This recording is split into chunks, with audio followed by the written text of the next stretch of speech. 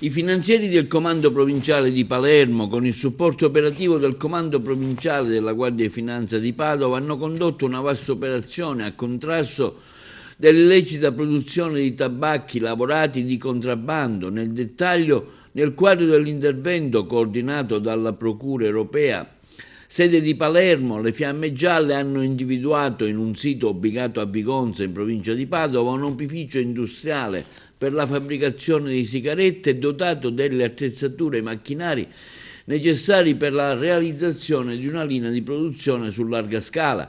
Oltre 1 milione di euro è il valore dell'impianto, in grado di produrre ogni giorno ben circa 2 milioni di sigarette.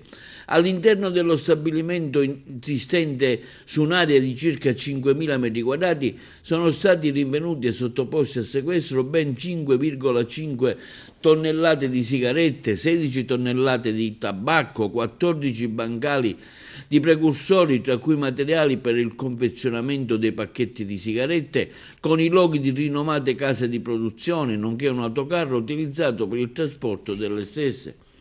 All'atto dell'accesso inoltre è stata rilevata la presenza di 3 individui di nazionalità moldava, deferiti all'autorità giudiziaria per i reati di detenzione di tabacchi lavorati di contrabbando e contraffazione dei marchi. Tra le marche note, quelle della Marlboro Red, Marlboro Gold e LM.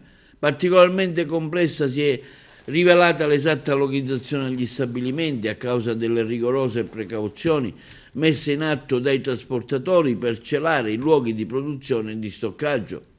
In tal senso si è reso necessario sviluppare un'intensa e meticolosa attività di monitoraggio che si è avvalsa anche dell'ausilio di sistemi di sorveglianza, di prolungati servizi di appostamento e pedinamento, nonché dell'impiego di tanti droni. Le sigarette sottoposte a sequestro, se immesse nel mercato, avrebbero comportato un mancato introito per le casse dello Stato pari a circa 1,3 milioni di euro. Sono invece 350.000 euro al giorno il profitto illecito che l'impianto era in grado di assicurare in un anno, oltre 120 milioni di euro di danni alle finanze pubbliche, 80 milioni di euro. Da ultimo si è proceduto al sequestro preventivo d'urgenza dell'intero immobile adibito alla fabbricazione illecita del valore stimato di circa 1 milione di euro. Un'operazione condotta sotto il coordinamento della Procura Europea che ha portato alla scoperta di una fabbrica clandestina per la produzione illegale di sigarette di vaste dimensioni.